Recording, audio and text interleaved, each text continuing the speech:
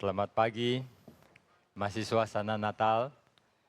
Mari kita akan membaca Alkitab, kita ambil dari kitab Yesaya. Yesaya pasal yang ke-9, kita membaca kitab Yesaya pasal yang ke-9. Kita akan fokus hari ini kepada ayat yang ke-5. Tetapi sebelum sampai kepada ayat yang ke-5, saya akan membacakan Yesaya pasal ke-8. Demikian bunyi firman Tuhan dari ayat yang ke-11. Sebab beginilah firman Tuhan kepadaku, ketika tangannya menguasai aku dan ketika ia memperingatkan aku supaya jangan mengikuti tingkah laku bangsa ini. Jangan sebut persepakatan. Segala apa yang disebut bangsa ini persepakatan. Dan apa yang mereka takuti, janganlah kamu takuti dan janganlah gentar melihatnya.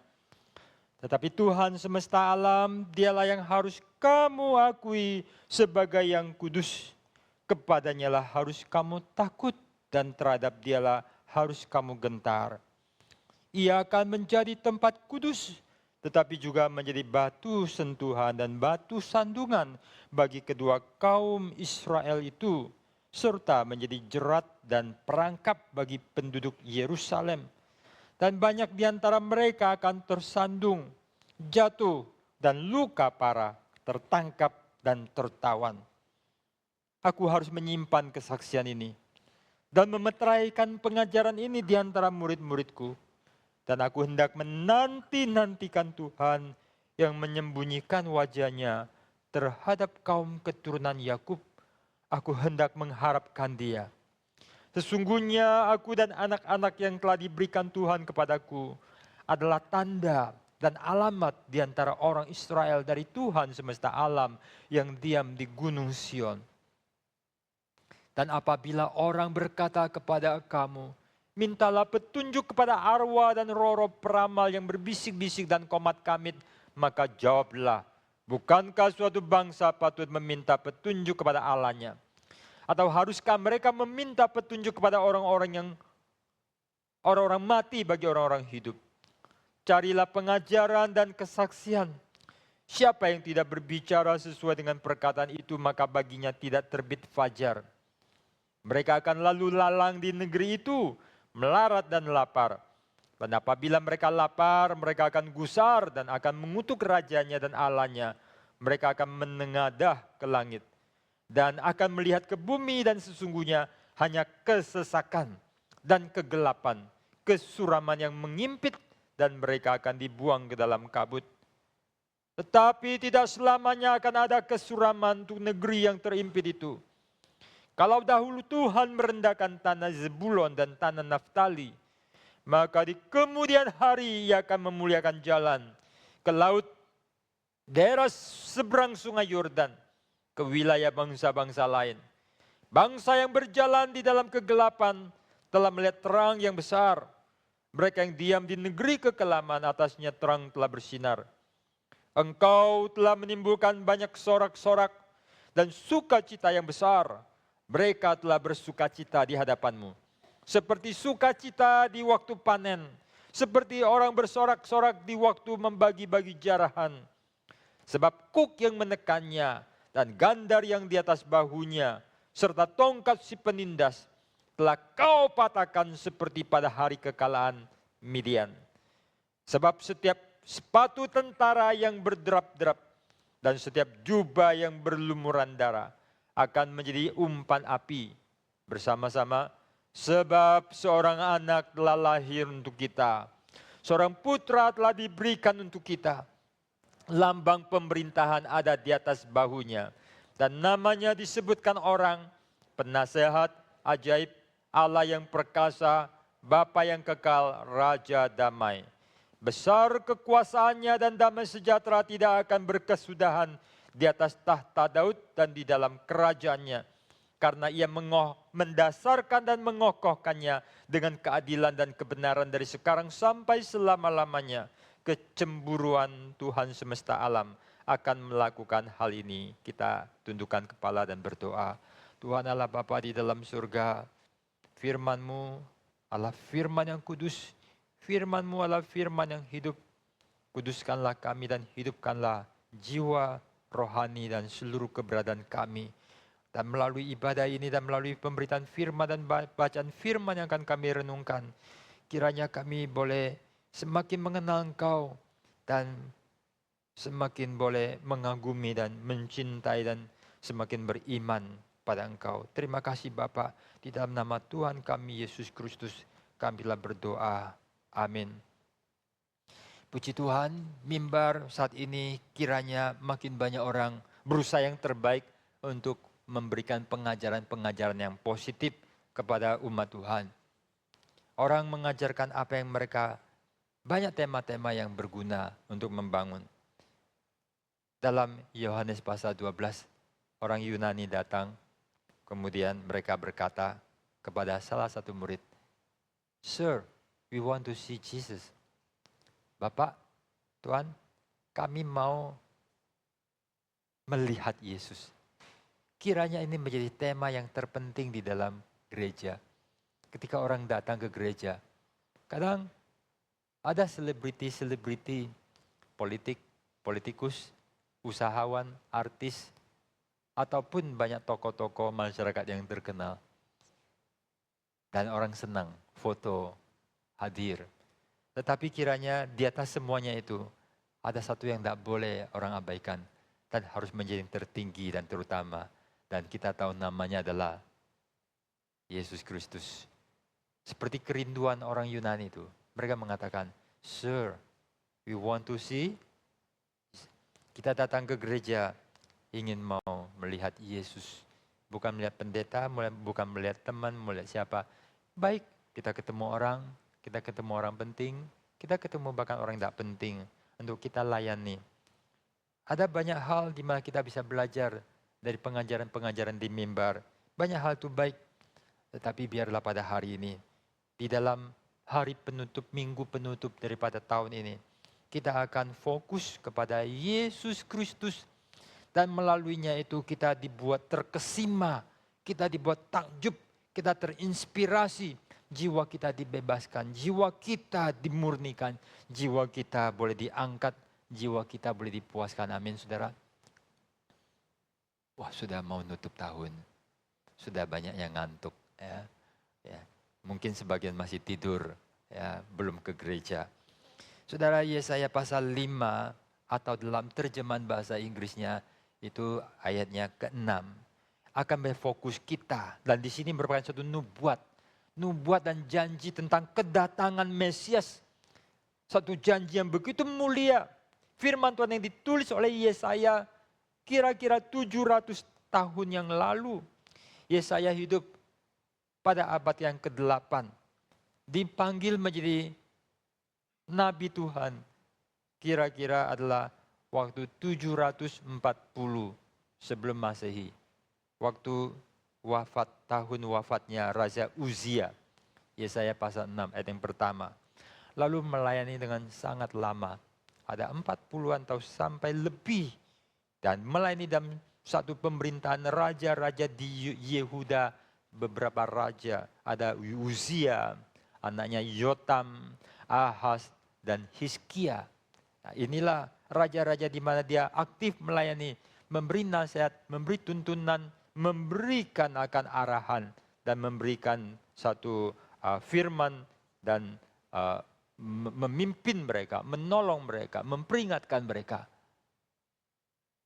Tradisi mengatakan bahwa setelah Hizkia yang diperpanjang usianya 15 tahun, lahir anak, dan anaknya itu jahat sekali.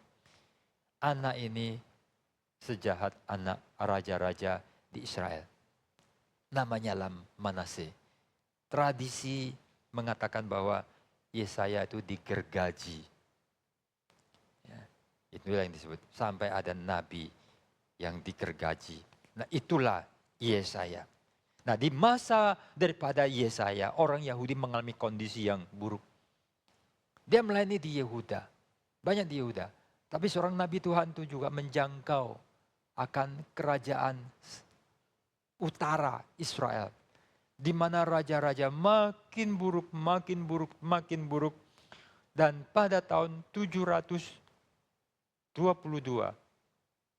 Asyur memusnahkan, menaklukkan, dan membawa 10 suku ke pembuangan. Maka disebut inilah 10 suku yang terhilang dalam asimilasi kemana-mana sampai tidak lagi ada yang murni. Nah saudara, maka dalam kondisi inilah ketika bangsa umat Tuhan itu banyak tidak setia. Yesaya hadir untuk memberikan arahan. Ada yang tidak beres kemudian dikembalikan.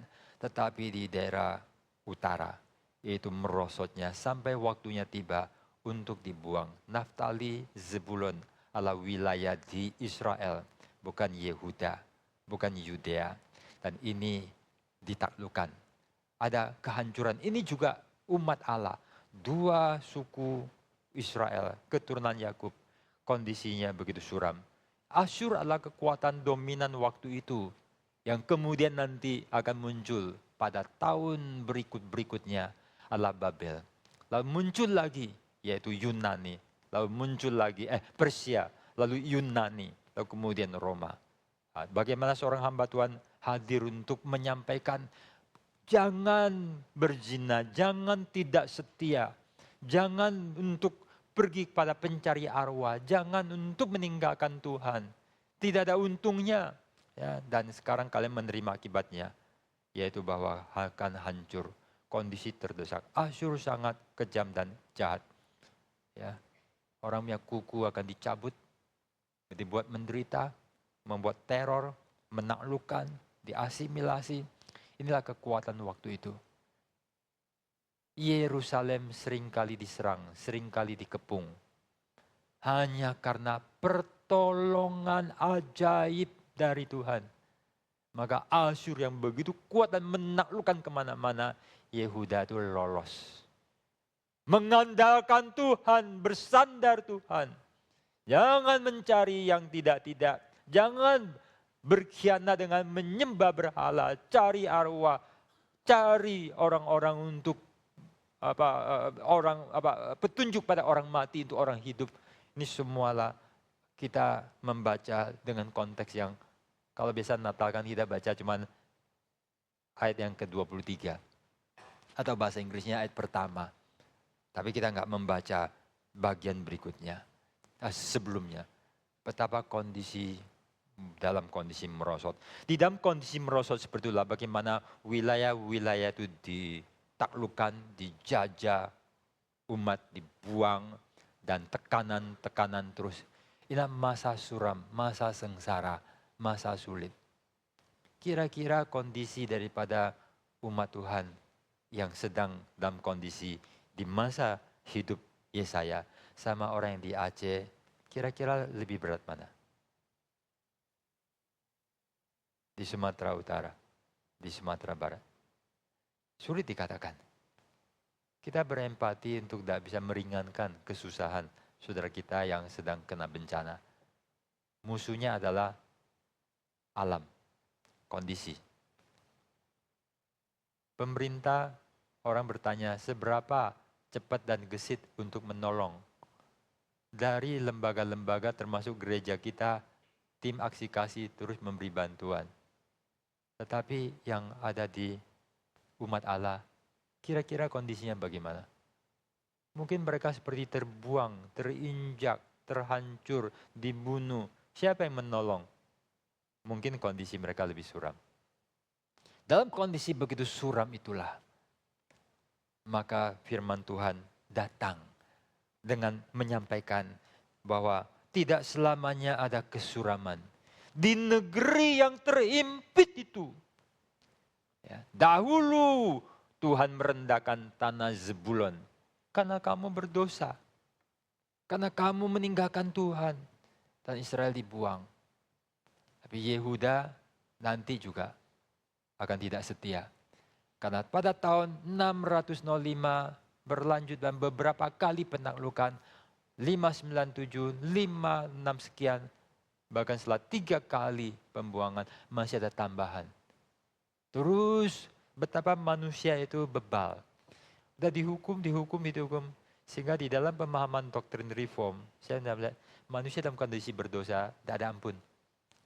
Pengajaran ditolak, apalagi di zaman sekarang. Pengajaran nasihat tidak diterima. Orang dengan cerdik pintar tidak ada nolong. Hanya perlu, sangat dibutuhkan anugerah Tuhan yang bekerja, yaitu pemberian Roh Kudus.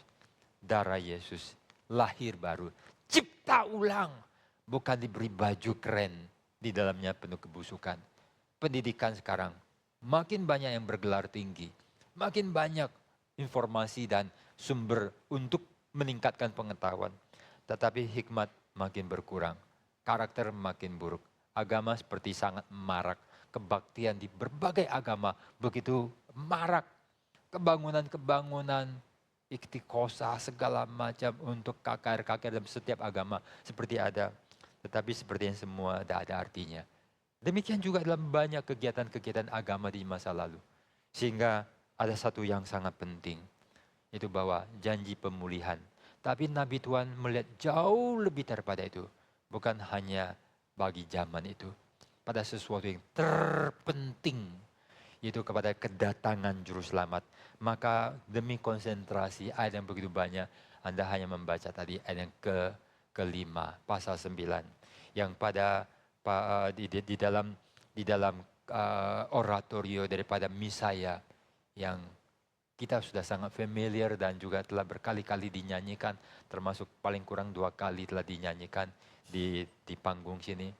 For unto us a child is born, unto us a son is given, and government shall be upon his shoulder, and his name shall be called Wonderful Counselor, the Mighty God, the Everlasting Father, the Prince of Peace, the Everlasting Father, the Prince of Peace. Ini bukan oratorio, ya, tapi mengulangi setiap kata firman. Yang terima kasih kepada Friedrich Handel melalui lagu yang begitu indah, ya, itu membawa kita untuk merenungkan. Dia sang juru selamat, Mesias yang dijanjikan itu diberi satu nama. Namanya akan kita renungkan bersama-sama pada hari ini. Mari kita membaca sekali lagi. Dan namanya akan disebut sebagai Penasehat Ajaib, Allah yang perkasa, Bapa yang kekal, Raja damai. Di dalam bahasa Inggris terjadilah satu pemikiran. Sesungguhnya nama ini bisa disebut 5 atau 4. Ya. Kalau di dalam nyanyiannya Handel itu terkesan 5. And his name shall be called Wonderful, Counselor, the Mighty God. Tidak ada the Mighty, tidak ada God dipisah. The Mighty God lah satu. Tapi di depannya bukan Wonderful Counselor, bukan. Tapi Wonderful Counselor, the Mighty God, the Everlasting Father, satu. Prince of Peace. Jadi itu bisa dimaknai bahwa kata ajaib adalah nama tersendiri. Counselor, penasihat adalah nama tersendiri. Kita tidak bisa membuat satu konklusi. Perenungan adalah perenungan. Tercatat adalah tercatat.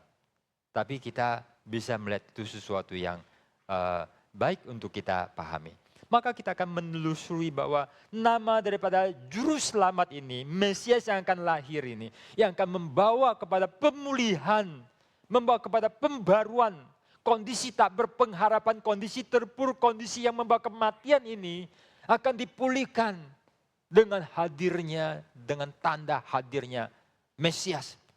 Dan Mesias itulah dinantikan dengan nubuat yang terus-terus diulang, yang terus dengan progressive revelation, penyingkapan, pewahyuan yang orang terus meneliti juru selamat Mesias ini seperti apa. Gambaran itu makin lama makin lengkap. Dan Yesaya adalah salah satu buku yang penting di dalam menyampaikan nubuat tentang Mesias. Termasuk di dalamnya banyak nubuat tentang perawan itu melahirkan anak. Ya. Yesaya 7:14. 9 ayat yang barusan kita baca. Lalu ada the servant song. Ya.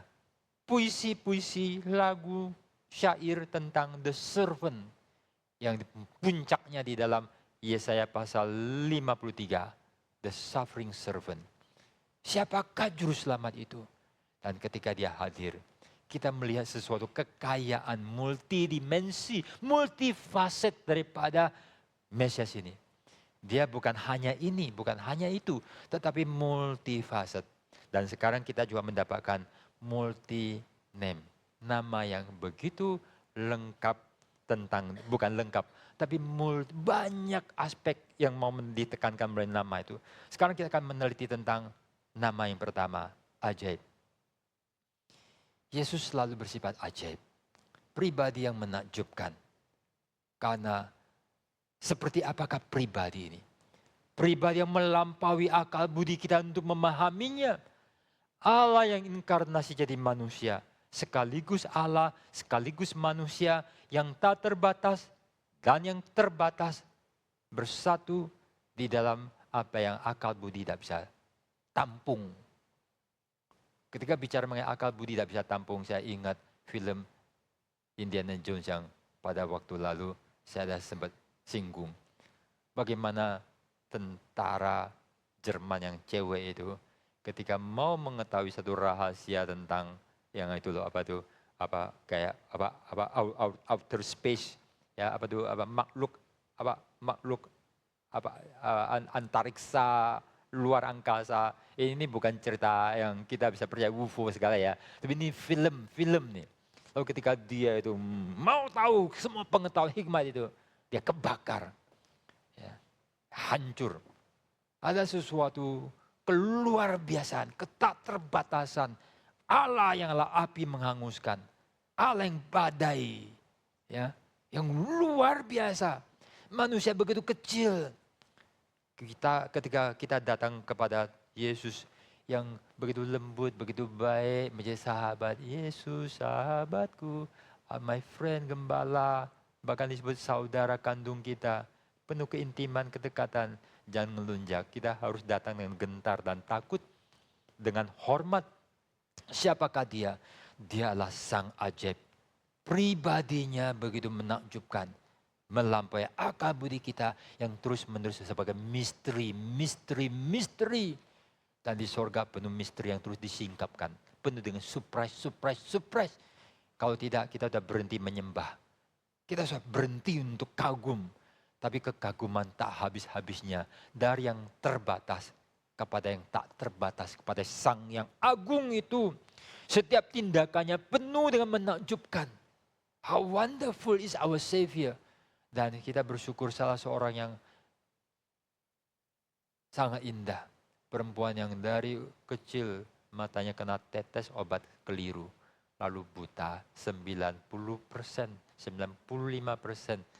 Sudah nggak bisa lihat apa-apa. Dan kita semua sangat sayang, hormat sama perempuan kecil ini. Namanya Fanny Crosby. Dia menuliskan satu lagu. A wonderful Savior is Jesus my Lord. A wonderful Savior to me. Is hiding my soul in the cleft of the rock. Where rivers of pleasure I see. Orang buta itu lihat lebih dalam. Jadi orang Kristen itu akan dibukakan ketak terbatasan, keajaiban, kemuliaan luar biasa. Yang otaknya terlalu kotak-kotak dan sempit. Akan bentur, kesulitan. Yang akan kesulitan ikut Tuhan. Apalagi kau sudah dibawa pengajaran-pengajaran teologi dan gereja yang tak benar. Atau dalam filsafat dan keilmuan yang tidak benar. Kamu akan susah ikut Tuhan. Ya, tapi bukan berarti bahwa liar apa aja termasuk. Tidak bisa membedakan roh penyesat sama roh Tuhan. Ada bijaksana yang terbuka tapi tertutup kepada kesesatan dan penyimpangan dan kekeliruan. Sangat luar biasa. Inilah seorang yang tak mengalami mengikuti Tuhan. Seorang yang buta dari kecil. Tapi punya nenek yang membantu. Umur 8 tahun menuliskan puisi 8 tahun. Betapa bahagianya aku. Puisinya luar biasa. Anak umur 8 tahun. Dan seumur hidupnya sampai mungkin 90-an tahun. Dia itu menuliskan banyak lagu-lagu. Dan baginya, wonderful Savior. Ada banyak lagu-lagunya menyatakan betapa indahnya Yesus dalam setiap tindakannya di dalam karya keselamatan. Dan bukan hanya ajaib di dalam apa yang dia kerjakan secara umum, secara universal bagi umat manusia dalam sejarah. Tetapi for me, seperti kata Martin Luther, apa gunanya you belajar semua pengetahuan, tapi itu hanya menjadi bahan diskusi, bahan debat. Untukmu apa? For me. Ya. Ketika kita dengarkan apa-apa, jangan, wah ini kalau teman saya datang cocok dia. Waduh, saya mesti ajak dia. Biar dia datang dengar dan aku gak usah dengar. Wah, kalimat terakhir itu sindir. Aku gak usah dengar. Ya. Ada untuk kata Pak Tong terakhir, dan khotbah terakhir, yang kita, bukan terakhir, tapi yang kita dengar. Untuk dengarkan firman, kita perlu egois. Wah, itu harus dimengerti dengan benar ya. Ya, itu bahwa ini untukku. Aku yang ditegur Tuhan. Firman-Nya lah untuk aku, penghiburan untuk aku. Saudara, dalam setiap apa yang Tuhan lakukan, melampaui akal budi, penuh keindahan, penuh kebaikan, penuh keajaiban. Maka kita juga ingat lagu, His name is wonderful, His name is wonderful, His name is wonderful, Jesus my Lord. He is the mighty King, Master of everything. His name is wonderful, Jesus my Lord. He is the great shepherd, the rock of all ages. Almighty God is He. Terlalu banyak istilah, sebutan, gelar tentang Yesus. Tidak cukup hanya beberapa. Kalau kita mau runutkan, listkan, mungkin setelah dari kita, pengalaman kita menunjukkan bahwa itu belum cukup. Dia terlalu luar biasa, terlalu ajaib. Setelah kita dengarkan semuanya ini, jangan sampai itu bukan untuk aku, amin. Sudahkah Yesus ajaib dalam hidupmu? Sudahkah Yesus sangat luar biasa? Yesusku luar biasa. Gereja yang sederhana. Gereja Pentakosta. Gereja orang-orang yang tak sekolah tinggi. Yang kadang aku di sana menemukan hati yang orang sederhana. Aku bersama orang yang tak sekolahan. Orang kaum bawah. Maafkan teman-teman dari Pentakosta, itu gambaran saya. Tapi di situ saya mendapatkan banyak pelajaran. Lagu-lagu yang simple, tapi itulah sesuatu yang membuat hidup kita diberkati. Yesusku luar biasa. Tahukah kalian hartaku yang terbesar apa? Jesus Christ. Amin saudara. Jesus Christ. He's everything. For the poor, for the rich, for the powerful, for the powerless. Yang yang tidak punya tenang, tak punya kuasa. He's everything. He's my everything. He's my everything. Dialah yang paling berharga di dalam hidup kita. Kita perhatikan bagaimana jalan-jalan Tuhan yang begitu ajaib, benar menakjubkan. Tuhan memimpin. Pak Stephen Tong pasti bisa menceritakan. Saya belum bisa baca bukunya Pak Tong yang bahasa Mandarin. Aku belum mempunyai kemampuan bahasa lidah dengan membaca bahasa Mandarin. Belum belajar. Dan mungkin kasep tak sempat belajar lagi. Ya, yang nanti akan diterjemahkan. Ada begitu banyak keajaiban. Karena ini hamba Tuhan sangat berserah dipimpin. Harap dalam hidup kita juga banyak cerita betapa ajaibnya Tuhan memimpin kita. Amin saudara? Siapa yang bisa angkat tangan? Agak sungkan, puji Tuhan. Ya, puji Tuhan. Beri tepuk tangan bagi Tuhan. Ya, nah, inilah gaya tepuk tangan di Reform. Sopan. Ya, enggak seru. Ya, enggak apa-apa. Ya, kita gereja Reform dan mestinya lah gereja yang sangat berkarismatik. Karena Pak Stephen Tong itu sangat karismatik. Karismatik Reform, tapi bukan rematik. Ya, yang campur-campur. Kita sangat bersyukur dalam Tuhan memimpin hidup kita biar kita boleh menyaksikan betapa Tuhan ajaib. Dan itu kita ingat. Dan waktu masa susah, masa kepicikan, kita tidak lupa cinta Tuhan. Tuhan begitu baik. Kita yang pernah mengalami kebaikan Tuhan, jangan lupa. Ya, lagu di dalam Mazmur 103. Jangan lupakan kebaikan Tuhan. Jangan lupakan. Ya, Tuhan yang beranugerah. Inilah semua pengalaman orang-orang yang mengikuti Tuhan. Yang kedua lah kita belajar bahwa namanya itu disebut sebagai penasehat. Penasehat ilahi. Seorang penasehat, counselor adalah seorang yang memberikan arahan, pengajaran, hikmat, tuntunan. Seorang yang memimpin, seorang yang menghibur. Dan yang terluar biasa adalah bahwa Yesus mengangkat orang di dalam kegelapan dibawa kepada terang. Dalam keterpurukan diangkat dan dikuatkan. Dialah yang disebut sebagai bulu yang terkulai tidak dipatah. Sumbu yang berasap tidak dipadam. Dan dituliskan satu lagu oleh seorang hamba Tuhan Tionghoa bernama John E. Su, bukan John Sung. Ya. Dan lagunya mungkin sebagian sudah tidak tahu karena hampir jarang dinyanyikan. Tapi itu melekat di saya punya hati dan pikiran. Bulu terkulai tak dipatah, sumbu berasap tak dipadam. Yesus penuh rahmat, Dia Tuhanku, cinta kasih-Nya tak berubah. Itulah Yesus. Waktu Dia datang, cerita tentang satu bagian firman Tuhan tentang hamba Tuhan. The servant of the Lord adalah inilah dia. Bulu yang terkulai, bulu terkulai kalau kita banyak nyisir-nyisir barang. Ini sudah jelek, buang. Kita membuang, Yesus tidak membuang. Sumbu berasap adalah sesuatu yang sudah entek, mau habis. Dan mesti dibuang. Puntung rokok, puntung apa, sudah berasap. Inilah gambaran puitis tentang sesuatu yang sudah orang kan buang. But Jesus never throw away. Tuhan tidak pernah membuang kita. Luar biasa. Dan ketika terjadi semacam pastoral, orang yang bagi orang lain sudah dibuang, dihina, dicemooh, seperti sampah. Tapi dengan penuh kasih, masih berharap mendoakan dan memberi kesempatan. Kita terharu. Dan itu semualah mulai daripada hati Yesus. Kita layaknya dibuang. Kita ini kotor jijik.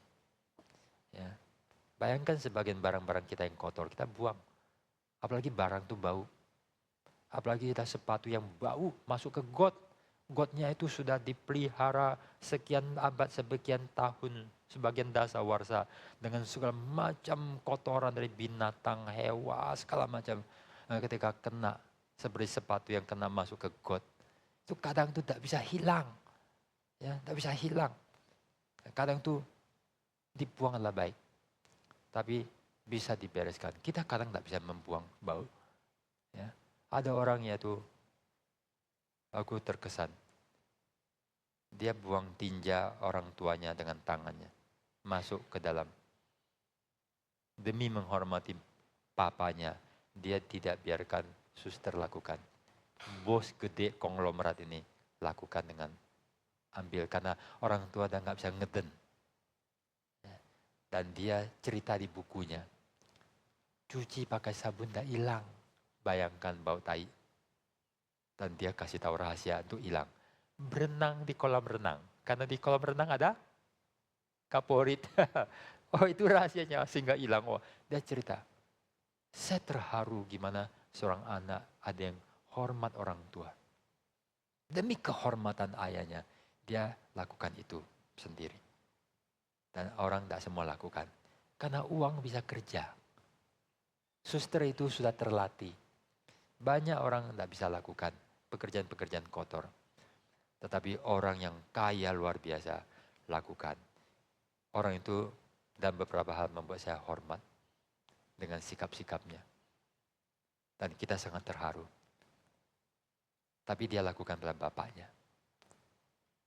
Dia tidak lakukan pada budaknya. Tuhan dari surga datang.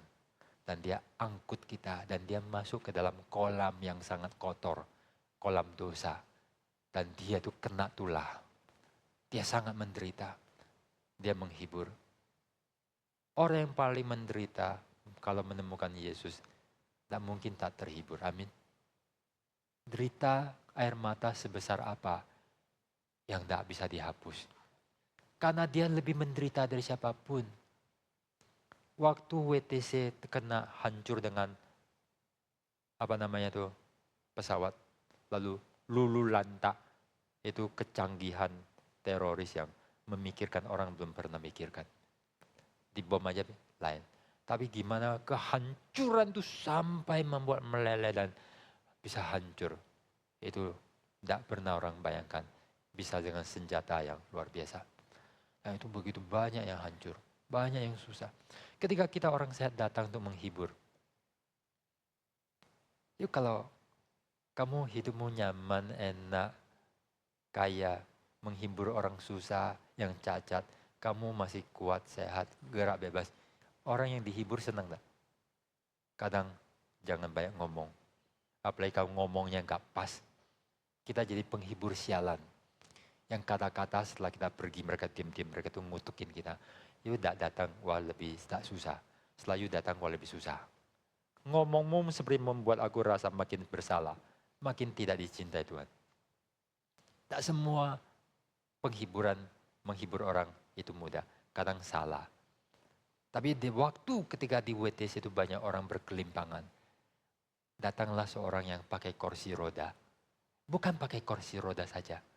Tangannya nggak bisa digerakkan. Badannya nggak bisa digerakkan. Hanya leher ke bawah. Dia seorang perempuan yang namanya Johnny Erickson Tada. Waktu dia datang. Yang menjadi kepala untuk ngurusin orang senang sekali. Dan ketika dia datang menghibur. Orang dengarkan dia. Karena dia sendiri telah mengalami. Dan dia telah menang.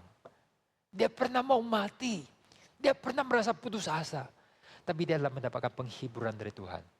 Maka orang yang merasa aku dimengerti. Yesuslah penghibur sejati. Dengan inkarnasinya. Dia dengan dua natur ilahi dan manusiawi. Dia ya, ilahi yang mampu dan berkuasa dan penuh belas kasih ilahi. Untuk boleh merangkul kita. Tapi dengan dia manusia. Dia itu begitu merendahkan dan begitu memberikan dirinya menderita. Semua hal yang terburuk kepada umat manusia, dia tanggung, dia pernah ngerasakan. Aku tahu kesusahanmu, aku tahu deritamu, aku tahu gimana you rasanya dikhianati, aku tahu gimana kamu tuh ditusuk, aku tahu di mana you kesakitan, aku tahu di mana ketika you merasa seperti ditinggal Tuhan. Seperti itulah aku, padahal aku tidak perlu. I do it for you. Itu yang dikatakan oleh seorang pelukis. Yang kemudian dilihat oleh Zinzendorf ketika melihat lukisan itu.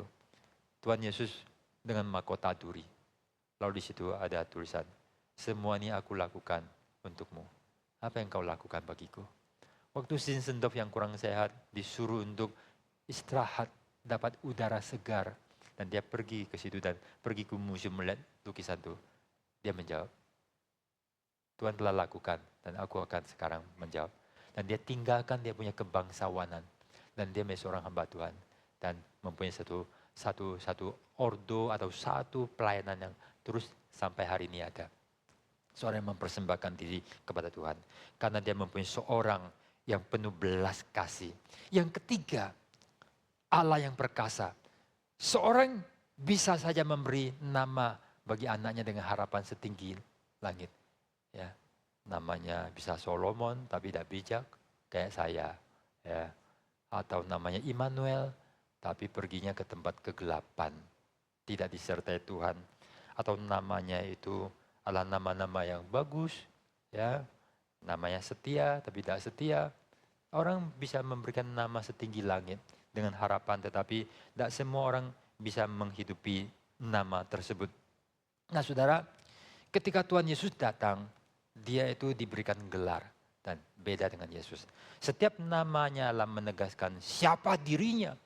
Bukan sekedar suatu nama-nama kosong, tapi menyatakan siapa dirinya, kekayaan pribadinya, dan apa yang akan dia kerjakan. Melalui kata ini menegaskan bahwa Yesus bukan sekadar manusia biasa, tapi adalah Allah. Ilahi, dia yang ilahi. Yesus bukan hanya seorang yang kelihatan seperti nabi-nabi yang baik, tapi adalah sungguh-sungguh Allah yang berkuasa, inkarnasi menyatukan dua natur. Yesus yang dilihat sebagai manusia adalah sekaligus yang ilahi. Dua natur itu memberikan kesempurnaan bagi dia yang sanggup menolong. Kalau Allah di surga, dia berkuasa. Dia bisa berbelas kasihan. Tapi untuk kita selamat, dia harus datang. Karena ini adalah ketentuan menurut natur Allah. Untuk bisa selamatkan kita, dia lakukan. Sesungguhnya tidak ada keselamatan di bawah kolong langit, kecuali dalam Yesus Kristus yang untuk kita punya dosa dan pendamaian dengan Tuhan dapat dilakukan. Dia Allah harus jadi manusia. Inilah the necessity, divine necessity. Harus. Begitu manusia berdosa, Tuhan sudah mengatakan, lahir seorang anak dan tumitnya remuk. Banyak orang tidak tahu. Nabi-nabi terus menyiapkan penerimaan wahyu progresif. Tapi di mata Tuhan sudah jelas. Inkarnasi. Anak Allah akan datang. Tuhan sudah tahu apa yang dia mesti lakukan. Dan untuk itulah ketika dia datang dalam dunia. Berselimutkan kerendahan, keterbatasan. Tetapi memiliki keterbatasan. Sehingga perkataan-perkataannya sering menjadi satu sandungan. Bukan karena perbuatan baik yang kau lakukan. Tapi karena engkau hanya a mere man. Seorang manusia biasa mengucapkan kata-kata seperti Allah. Engkau menghujat Allah, engkau harus mati. Kalau saja mereka tahu siapa Yesus, mereka tidak akan menyalibkan dia. Tapi mereka akan menyembah dia. Tapi itu tidak mungkin. Sampai kita sekarang sangat memahami. Dan cilakalah kalau orang zaman sekarang masih tidak menyadari Yesus adalah Allah itu sendiri yang maha kuasa. Ya, saat dia terbaring di palungan, saya kagum sama orang Majus. Orang Majus datang menyembah, memberi emas, kemenyan dan mur. Banyak orang datang ke gereja mungkin lihat Yesus cuma Sinterklaas, cuma tabib, cuma seorang yang bisa ditarik manfaat. Tapi siapa yang melihat dia dengan mata iman sebagai pribadi ilahi yang datang berkorban, yang begitu berkuasa tetapi tangannya luka, yang rusuknya luka. Itu memberi satu kombinasi yang seperti kita belajar daripada Martin Luther. Di bawah salib kita melihat yang mulia Allah yang kekal sang hidup bisa mati. Yang mulia terhina. Yang maha kuasa tak berdaya.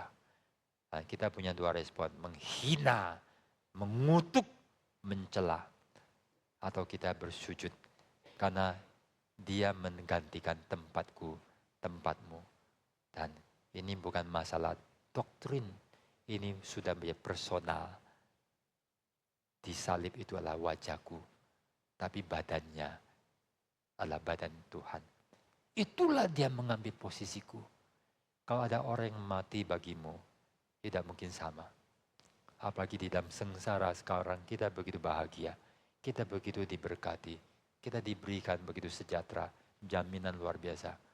Saya ingat Pak Tong pernah khotbah di Granada bagian bawah. Itu adalah doa PDM. ada beberapa bagian yang saya terekam. Kata rekam adalah kalian jarang dengar dari orang lain. Saya sering mengucapkan rekam, merekam, merekam, merekam. Sebagian tak hilang. Pak Tong berkata waktu itu dia tak tahu khotbah apa.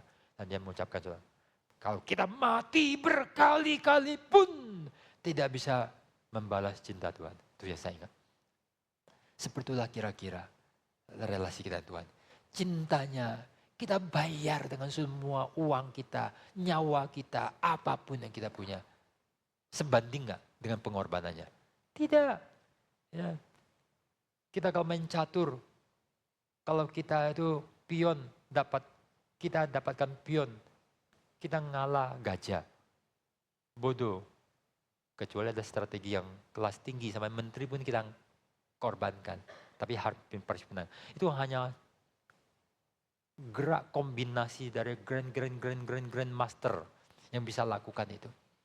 Kita selalu korbankan yang tidak berarti, buang yang dapatkan yang gitu. Kita tidak mungkin korbankan anak untuk membantu rakyat jelata. Banyak kaum darah biru, orang lain itu cuman pion. Banyak darah-darah biru, mereka yang di kalangan tertentu, yang merasa mereka orang keturunan raja, pernah jadi presiden seperti pendiri negara, mereka punya darah biru kalau luka itu warnanya beda. Darah biru, mereka itu lain. Orang masih korban untuk mereka. Ya. Ya. Tidak ada yang namanya yang di atas korban. Tuhan lakukan sesuatu yang secara matematik sangat tidak masuk akal. Dia tidak kirim orang, tidak kirim malaikat, tidak kirim sesuatu ciptaan yang dia bisa lakukan. Tapi kirimkan anaknya mati untuk kita. Betapa berharganya engkau. Tidak ada seorang di sini yang tidak berharga. Amin saudara. Kita begitu berharga. Bukan karena pada diri kita. Tapi karena Tuhan memperlakukan kita dengan sangat spesial. Banyak anak itu tidak ada nilai. Tapi begitu dihargai karena apa? Bapaknya orang penting. Bapaknya orang penting diperlakukan beda. Dia tidak bisa apa-apa. Tapi karena bapaknya orang penting. Kita tidak berharga. Tapi karena Tuhan mencintai kita, kita menjadi berharga. Allah yang perkasa. Dia yang datang sendiri yang lahir dari alam. Mata iman kita harus dibukakan. Dan dia disebut sebagai Bapa kekal. Ini yang paling susah. Saya tidak pernah dengarkan khotbah-khotbah Natal. Frase ini dibahas. Belum. Mungkin ada yang bahas, tapi aku belum pernah dengar. Tidak ada hamba Tuhan yang saya dengar membahas ini. Karena ayat ini, frasa ini membuat satu kesulitan. Frasa ini adalah nubuat tentang siapa? Yesus Kristus. Dia yang akan lahir. Mesias. Dan Mesias ini Yesus Kristus adalah sang anak. Bagaimana sang anak disebut Bapa kekal? Dalam doktrin Trinitas, Bapa adalah beda dengan sang anak. Yesus disebut Bapa bisa kacau. Maka ini jarang dibahas. Kita lebih banyak diingatkan bahwa Yesuslah saudara sulung. Dia tidak malu disebut saudara kita. Dia yang sulung yang pertama bangkit. Ketika ada orang mengatakan Yesuslah Bapa, kita ya Bapa. Ya. Ini anaknya Yesus. Ada yang mungkin menegur. Yesus itu adalah saudara sulung. Dia bukan Bapak Allah Bapak. Tapi saudara, benarkah seperti itu? Kita harus hati-hati dalam logika. Cara kita untuk memahami. Ingat, ada banyak hal yang melampaui akal kita. Kekayaan, keterbatasan. Tapi kita tidak boleh sembarangan untuk kemana-mana. Sampai liar. Kita harus mengikat diri pada firman.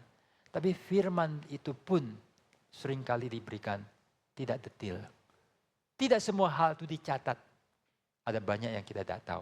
Sehingga kita tidak boleh terlalu banyak spekulasi. Spekulasi orang yang sangat pintar berimajinasi membuat khotbahnya sangat menarik. Tapi banyak bohong dan banyak salah. Kita harus berhati-hati. Sehingga kadang ketika ada imajinasi kita harus mengkategorikan. Misalnya orang Kristen, orang Reform. Itu punya lukisan. Bagi sebagian orang Reform, adatnya lukisan Yesus itu sudah memberhala. Karena itu melawan hukum, 10 hukum. Ya. Tapi Pak Tong itu memakai lukisan lagi. Kita reform yang menerima lukisan sebagai tahu seni. Wajah Yesus bukan gini. Kalau yang di Tiongkok, kalau ini Afrika, wajahnya beda. Tapi ini bukan wajah asli, inilah pengungkapan. Apa yang mau ditekankan? Berbeda, ya. Maka demikianlah kita memahami. Demikian juga banyak drama-drama harus kita pahami bahwa ini adalah drama, bukan Alkitab. Sehingga kita harus memahami makna-maknanya apa. Demikianlah kita memahami. Nah saudara, Yesus disebut Bapa yang kekal. Wah ini, bagaimana kita memahami dia sang anak. Tidak boleh dikacaukan dengan Allah Bapa. Kalau kita lah orang yang menganut bidat modalisme, Allah Tritunggal adalah Allah Esa, menampilkan dengan mode Bapa, nanti mode anak. Bapa dengan Yesus itu identik. Tidak. Allah Tritunggal tidak seperti itu. Nah sekarang, ini bukan bicara mengenai Bapa. Kenapa Yesus disebut Bapa yang kekal? Yesus melampaui apa yang menjadi kategori-kategori yang terbatas. Dan berapa banyak hal dibicara tentang dia. Tapi setiap bagian itu harus dipahami secara benar. Dalam inkarnasinya, dia bersama dengan kita. Dan dia tidak malu disebut saudara. Dia bersama dengan kita. Tapi dia lebih unggul, dia yang utama. Tapi waktu kita mengenal dia sebagai saudara kita harus ingat. Jangan ngelunjak ya. Dia saudara khusus. Ketika ada raja besar, dia mengangkat kita sebagai saudara. Jangan ngelunjak. Kita pengemis, kita orang miskin, kita orang sakit. Ketika dia katakan ini saudara, jangan melunjak. Inilah sebenarnya penghormatan yang begitu mulia. Nah, kadang ketika orang mengatakan Yesus itu sahabat. Yesus begitu intim. Kadang itu kayak friend yang kadang orang anak sama orang tua itu ya saking kebarat-baratan itu sampai mau main kepala. Kita harus tahu di mana keagungan batasan kekudusan. Yesuslah saudara. Saudara tua, saudara sulung. Tapi dia bukan biasa. Dia inkarnasi, dia menjadi saudara kita. Tapi tidak pernah kita menjadi setara. Dia selama-lamanya ilahi. Walaupun dia menerima satu kemanusiaan, satu misteri. Tapi kita beda. Tapi betapa dia itu memberkati kita dengan mau satu dengan kita. Mau dianggap sebagai saudara sampai bisa mati bagi kita. Apa yang mau ditekankan? Bukan ngelunjaknya, bukan merendahkan kita, mengangkat diri kita. Dia sangat mengangkat kita, tapi dia jauh melampaui kita dengan keagungan Allah yang rela menerima kita yang begitu remeh. Dan waktu dikatakan sebagai Bapa yang kekal, apa yang mau ditekankan? Ini mau menekankan tentang satu tindakan, satu sikap yang seperti Bapa yang penuh belas kasih, penuh dengan pengorbanan. Penuh dengan keperkasaan yang melindungi. Penuh dengan satu rahmat yang diberikan bagi kita. Raja yang menyebut kita saudara. Allah yang mau menjadi manusia. Tetapi sekaligus dialah Bapa yang kekal. Kekal berarti ilahi yang kekal. Dan kasih kebapaannya. Bolehkah Yesus juga disebut Bapa? Kalau saya ngomong nanti susah. Sesungguhnya di dalam Allah Tritunggal. Dialah Bapa kita. Tapi kita di dalam complicatednya kelimpahan Allah yang Tritunggal, kita membedakan. Ketika bicara mengenai Bapa, Anak dan Roh Kudus, kita harus tahu posisi. Tapi kita berbicara mengenai Allah Tritunggal, kitalah umatnya, kitalah anaknya. Tuhan Yesus memang saudara kita secara inkarnasi, bukan menjadi saudara yang dengan legal di dunia menjadi setara. Ingat, dia merendahkan diri. Dia menjadi saudara yang kita diangkat. Tapi dia sekaligus juga lah memiliki posisi seperti Bapa yang penuh kemurahan. Tetapi dalam kita mengerti Allah Tritunggal, dia sang anak beda dengan sang Bapa, beda dengan Roh Kudus. Dan kita harus memahami Allah di dalam semua kelimpahan yang sangat kadang itu complicated. Dunia, realita, fakta itu sering complicated. Tidak sederhana. Reality is never simple. Very complicated. Melampaui. Dan ini tidak akan habis-habisnya untuk dipelajari. Ini satu kalimat yang sulit dijelaskan. Kita akan terus melihat banyak realita. Siapa yang tahu bahwa satu daun itu mempunyai khasiat, bisa jadi bahan bakar, bisa menjadi obat, bisa menjadi makanan, bisa menjadi apa. Siapa yang tahu bahwa, oh kita sudah tahu, dalam satu pohon kelapa, dari semua ujung sampai ujung itu semua bermanfaat. Kelapa itu bisa apa? Untuk minyak goreng, untuk apa lagi? Kosmetik, untuk banyak hal. Virgin oil, untuk obat. Lalu sabuknya, lalu ininya, lalu itunya, lalu batoknya, lalu apanya. Batoknya bisa untuk menjadi alat makan, alat apa. Batoknya bisa menjadi bahan bakar. Aduh saudara, banyak orang sudah tahu kelapa itu seperti apa. Itu baru kelapa. Dunia itu realitanya terlalu complicated, terlalu misteri. Apalagi Allah. Ketika kita mengenal Allah, kedahsyatan, kelimpahannya hanya bisa membuat kita itu bersembah sujud, kagum, memuji, menyembah, dan bersyukur bahwa bukan hanya luar biasa, kita disentuh, dibuat hidup kita juga luar biasa. Yang terakhir, Raja Damai. Yesus membawa damai sejahtera yang sejati. Karena yang paling penting, dia membawa damai dengan kita ada dosa yang menjadi penghalang, telah dihapus dan kita didamaikan dengan Allah. Inilah satu sumber yang terpenting. Dan dengan demikian kemudian damai yang melampaui itu memberikan bagi kita damai di bumi dengan menaklukkan musuh. Pertama-tama kita ditaklukkan. Kalau kita telah diberikan damai, maka sekalipun kondisi, situasi tidak bisa kita kendalikan. Seperti ada orang di dalam penjara, kondisi tidak menyenangkan.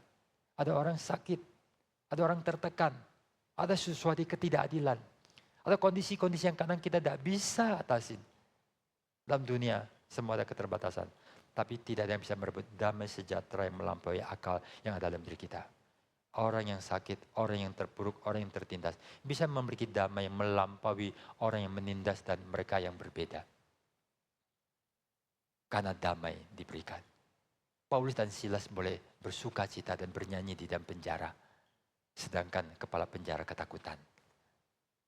Dan setelah damai itu diberikan, ada kekuatan untuk membawa damai. Salah seorang yang saya kagumi adalah Alexander Solzhenitsyn. Dimasukkan ke dalam kerja paksa. Kena kanker di perutnya. Lalu kemudian ada yang operasi, ada yang memberitakan Injil. Dia yang dulunya pengagum komunis, ternyata dihajar komunis. Kemudian dia itu dapatkan kebenaran, dia dapatkan keselamatan. Dan dia mendapatkan kekuatan. Dokter ini telah berkorban untuk dia. Dokter itu mati, dipukul kepalanya sampai pecah. Karena tempat itu sangat jahat. Dan dia telah mendapatkan damai dengan Tuhan. Dia telah diampuni. Dia bersyukur.